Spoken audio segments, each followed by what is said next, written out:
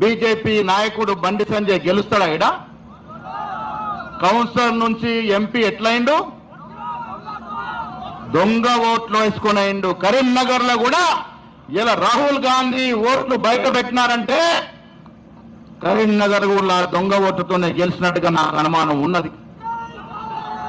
ఈ 8 మంది గెలిచిన పార్లమెంట్ సభ్యులు దొంగోట్లతోనే గెలిచారనే అనుమానం నాకున్నది. అది ఎందుకంటే రాహుల్ గాంధీ బయట పెట్టిన రుజువులు చూస్తుంటే